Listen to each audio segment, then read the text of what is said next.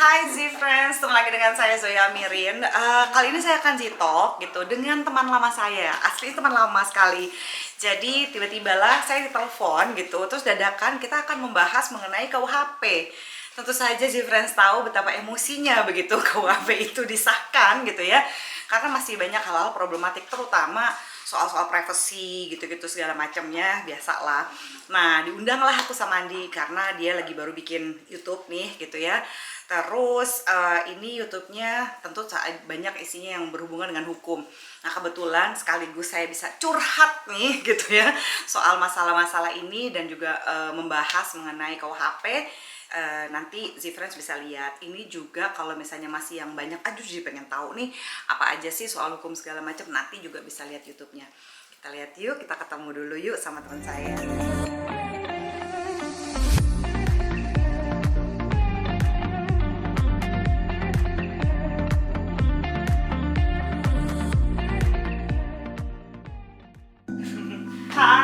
Hai Zoya. Thank you loh, diajak tiba-tiba, untung loh, rezeki banget loh. Gue tadi udah hektik banget. Gue boleh cerita gak sih pertemuan kita terakhir bukan terakhir sih, pertemuan waktu gue mau honeymoon. Oke. You helped me on my wedding. Oke, ya, that long time ago by the way. Long time ago. Gue jadi WO dadakan pada waktu itu gara-gara demi cintaku pada mereka. And then besoknya I was on a flight going honeymoon. And then you said, tunggu bentar, gue ada kado. Starting to remember. Gue bilang apaan? Bentar. Ini udah mau flight, bentar. Akhirnya datanglah itu petugas darat, ngasih ke pramugarinya. Pas mau ngasih ke gue dalam pesawat, dia senyum-senyum. Apa sih senyum-senyum? Dan itu adalah buku dari Zoya tanpa ada kertas kado apa-apa. Judulnya adalah 365 posisi seks. Gue malu banget terima itu, gue ketawa-ketawa aja. Abisnya dia udah buru-buru mau pergi, gue lupa gitu, itu honeymoonnya kan udah riuh gitu ya. Tapi kan beruntung banget kan biar bisa ngeliat, maksudnya setiap hari kan bisa ngeliat, oh ada berapa gaya ya, mau pakai gaya apa ya. Kan lumayan kan, Iya. seumur pernikahan gitu, tiap bulan bisa saling nge-review. Oke sih friends, jadi Andi ini adalah lawyer gitu ya. Ini acaranya nih, biar jelas by Andi Simanungson. Gue manggilnya Nano sih, tapi gue harus ngontrol diri gue tuh manggil dia Andi ya, karena biar serius gitu. Jadi kita akan, ini biar jelas ini soal hukum semua gitu ya dia. Seputar hukum. Jadi Oke. isu-isu sehari-hari tapi kita kaitkan aspek hukumnya.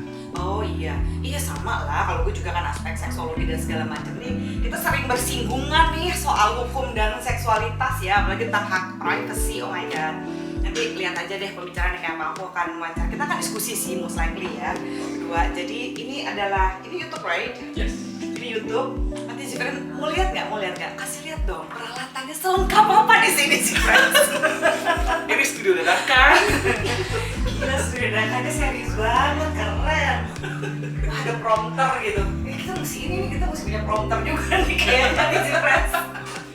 Aduh, kebiasaan cowboy lihat ini langsung kayak berasa diwawancara di TV sih friends, serius banget.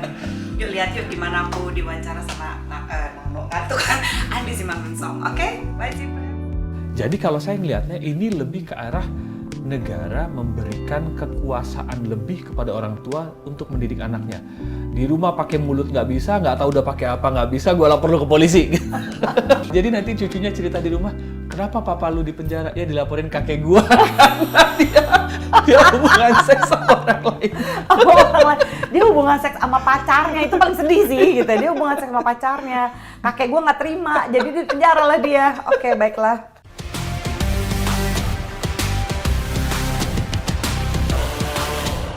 Hai sih friends, baru abis ngobrol-ngobrol tadi ya sama Andi Simanungson di itu, biar jelas udah ngeliat kan tadi pembicaraannya kayak apa ya. Jadi di sini semua kekhawatiran tentang pasal karet gitu, tentang apa sih maknanya, maklum kan gak terlalu paham hukum, jadi mesti tanya sama orang yang paham hukum gitu ya. Satu sih pembelajaran dari sini adalah gue juga jadi nggak terlalu takut ya gitu.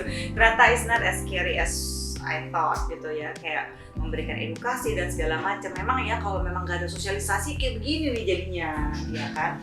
Tapi kalau misalnya ada beberapa potensi pasal karet, lu akuin juga itu memang ada gitu. So ya gitu deh gitu. Kalau misalnya nanti kalau misalnya ini nanti baru akan diterapkan tahun 2025 ya. Kalau lu sendiri nih, kalau lu melihat sebenarnya kekhawatiran orang sampai mau meng-cancel KUHP ini seberapa apa sih lebay gitu ya, dari skala 1 sampai 10. Kalau 10 tuh kayak lebay banget loh gitu. Kalau 1 tuh kayaknya ya nggak apa-apa, ini wajar gitu. Itu lo ada di skala berapa sih? Untuk isu-isu tertentu kalau orang merasa benar-benar terganggu gitu ya dengan hak-hak asasinya dia, hak-hak konstitusional dia, apa sih sekarang udah untuk diajukan aja ke MK dan pemerintah juga harus bilang. Mungkin saya juga dengar ada orang-orang yang memang terganggu dengan pasal perzinanannya dari sudut bahwa dia sudah dewasa, kenapa dia masih bisa terancam dipidana atas aduan orang tuanya, padahal dia sudah dewasa, dia udah tinggal mungkin sama orang tuanya atau apa. Ya mungkin aja akan ada orang yang seperti itu yang mengajukan ke MK. Tapi kita lihat nanti apakah MK setuju atau tidak dengan benar seperti itu. Dan ada kelucuan apa lagi nih yang akan terjadi gitu. Karena gue kebayang kalau misalnya amit-amit ya, semoga sih gak dimanfaatkan pada orang tua yang toksik, lalu pengen udah gue emang kesel aja sama anak gue, udah 2 tahun ya anak gue lagi tinggal sama pacarnya nih sebelum dia nikah, gue gak terima aja gitu. Ya udah menghukum anak gue gitu, itu bisa jadi potensi, iya bisa jadi konyol gitu ya.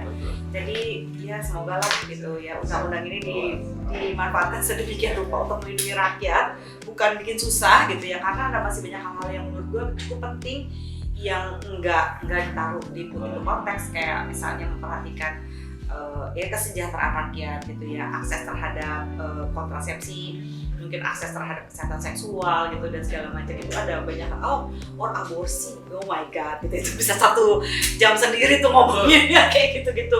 Kayak ada beberapa inian aborsi yang sebenarnya berpotensi justru tidak melindungi si korbannya gitu, atau si perempuannya gitu, untuk kadang-kadang.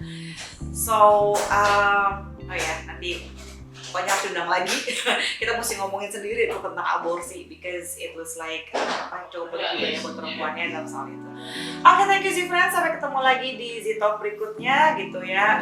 Semoga kalau bisa ada pertanyaan-pertanyaan lagi, Z-Friends boleh tulis di sini, nanti aku akan minta dipaksa lagi diundang di sini supaya bisa nanya-nanya soal hukum apa lagi gitu ya, yang berhubungan dengan kesehatan seksual, seksualitas gitu, atau mungkin relationship and so on and so forth ya. Thank you Z-Friends, bye. Thank you Di. Thank you.